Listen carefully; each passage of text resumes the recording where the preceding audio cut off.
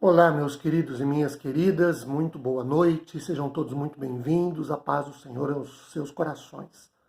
Noite de terça-feira, dia 16 de março de 2021.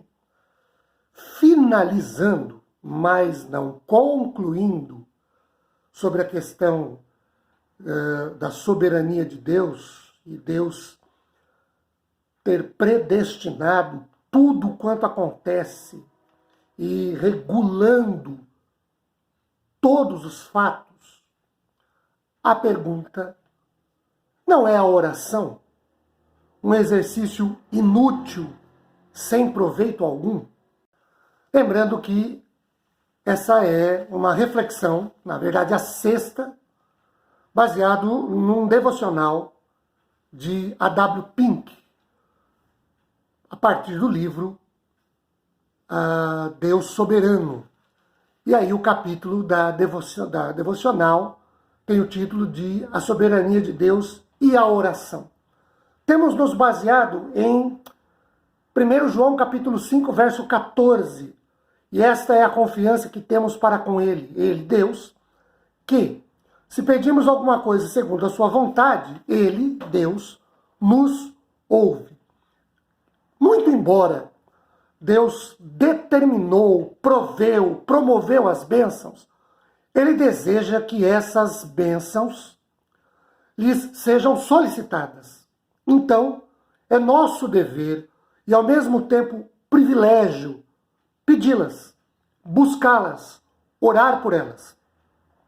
Talvez nada deixe os crentes mais perplexos como o problema das orações tidas por não atendidas. Esse não atendidas, por favor, tenha-as entre aspas. Os crentes pedem algo da parte de Deus e, segundo as suas capacidades de discernir as coisas, acham que pediram com fé, crendo que receberiam aquilo que era o alvo de suas súplicas ao Senhor.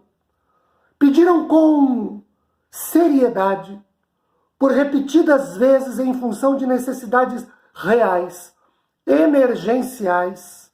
Contudo, a resposta de Deus, de novo, entre aspas, não veio ou não receberam o que pediram. Isso é outra coisa. Uma coisa é dizer que Deus não respondeu a oração. Outra coisa é eu dizer que Deus não respondeu do jeito que eu pedi, queria e precisava e na hora. Isso é outro departamento. Mas vamos lá. Em muitos casos, o resultado disso, ou seja, do crente pedir e entender que não recebeu do jeito que queria, o que pediu e na hora que pediu, o resultado disso, via de regra, é a diminuição do crente, da confiança na eficácia da oração, até que a esperança termina por ceder lugar ao desespero, quando esses crentes já não buscam mais o trono da graça do Senhor. Não é mais ou menos assim que acontece muitas vezes conosco também? Sem hesitar ou forçar a barra de nada, eu reafirmo. Cada oração confiante e verdadeira apresentada ao Senhor é respondida. O que diverge, que pode divergir, é o tempo da resposta e a forma como Deus atua. E isso pode divergir do que pedimos. Mas, reitero, cada oração tem sua resposta. Pink diz que orar é vir perante Deus, contar-lhe as nossas necessidades e, por sua ou por intercessão, a necessidade de outrem, entregar ao Senhor os nossos caminhos e deixá-lo agir conforme melhor lhe aprouver. Isso é orar na visão de A.W. Pink. Talvez, queridos, isso é o que seja mais difícil para muita gente. Porque deixa nas mãos de Deus, segundo a sua soberana vontade, que é sempre santa, boa e agradável, o responder à oração do modo que lhe agrade. E por muitas vezes, como temos dito, sua resposta é exatamente o oposto daquilo que seria mais aceitável a nós, meros carnais. Não por acaso, conclui-se da leitura de Isaías 55:8 que os pensamentos de Deus, tanto quanto os seus caminhos, não são iguais aos nossos pensamentos, assim como, da mesma forma, não são iguais os nossos pensamentos também.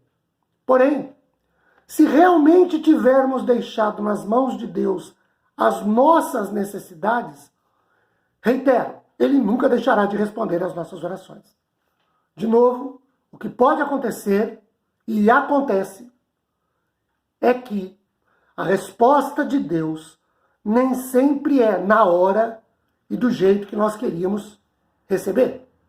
A verdadeira oração é a comunhão com Deus, de tal maneira que surgem pensamentos comuns à mente dele e à nossa. Assim, o que nós necessitamos é que ele nos encha o coração com os pensamentos dele e então os desejos dele passarão a ser os nossos, a fruir na direção do Senhor. O que afirmamos até aqui, ou que os desígnios de Deus são eternos e ele é imutável em seus decretos, não muda sua vontade, não muda seu humor, nem altera os seus propósitos. Então, o que dissemos até aqui sobre isso, examinamos algumas razões pelas quais Deus mandou que nós orássemos. E nós falamos isso na nossa terceira reflexão, só pescando um pouquinho que falamos lá atrás. Oramos, em primeiro lugar, porque Deus mandou. Ele requer que reconheçamos o seu domínio universal. Oramos porque ele requer que nós o adoremos. E a oração é um ato de adoração. Quando buscamos as bênçãos da parte de Deus, nós reconhecemos que ele é o autor e ele é a fonte de toda boa dádiva e todo dom perfeito. Por isso oramos. Oramos também porque a oração foi planejada por Deus para nos humilhar, porque consiste em chegarmos à sua presença, tendo consciência de sua sublime majestade, e o que por si só já deve conduzir a nossa intenção para depender dele e produzir em nós o reconhecimento de nossa insignificância e indignidade. E dissemos também que a oração foi designada por Deus a fim de que o procuremos e, da parte dele, recebamos as coisas de que precisamos. Aqui, queridos, está o ponto de encontro entre a soberania de Deus e a oração cristã. Justamente, 1 João 5,14. Se pedirmos alguma coisa segundo a sua vontade, ele nos ouve. Ele nos atende o pedido. Atende a nossa oração. Ele ouve o nosso clamor e a nossa súplica. Mas, se o que pedirmos não estiver ou não for segundo a sua soberana e imutável vontade, conforme os seus eternos decretos, ele não atende a nossa oração como a fizemos, mas nunca deixa de a responder. Tiago 4,3 diz assim: pedis e não recebeis. Não é que ele não atende, não recebemos, porque pedimos mal. Pedimos mal porque pedimos para esbanjarmos em nossos prazeres. Por isso Deus não nos dá. Não é que ele não responde, é diferente. Nosso objetivo com tudo isso tudo que dissemos nesses 6 encontros, nessas 6 oportunidades que tivemos que refletir sobre a soberania de Deus e a oração, e a pergunta é, Deus, a colocação que fizemos ao longo dessas 6 exposições, e reiteramos hoje, Deus é imutável em seus decretos, em sua vontade, em seu humor. A nossa oração não o persuade a mudar seu decreto. A nossa oração não interfere na vontade de Deus.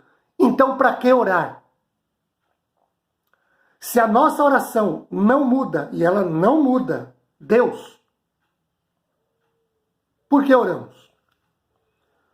O nosso objetivo foi o de mostrar que nós servimos a um Deus soberano, absoluto, imutável em seus planos, decretos e vontade. Mas que, por habitar em nós, na pessoa do seu Santo Espírito, se relaciona conosco e nos convida. Eu diria até mais.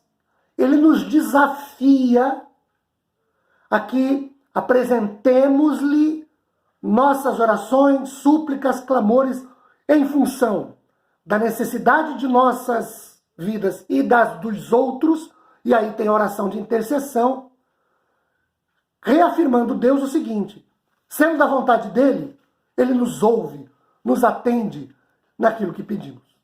Que a sua paz esteja sobre os nossos corações e a sua graça seja abundantemente derramada sobre nós, na certeza de que tudo que pedimos segundo a vontade de Deus, ele nos ouve e nos dá. Quando não for, ele nos ouve, porém não nos dá. Sua bênção seja sobre nós. Amém.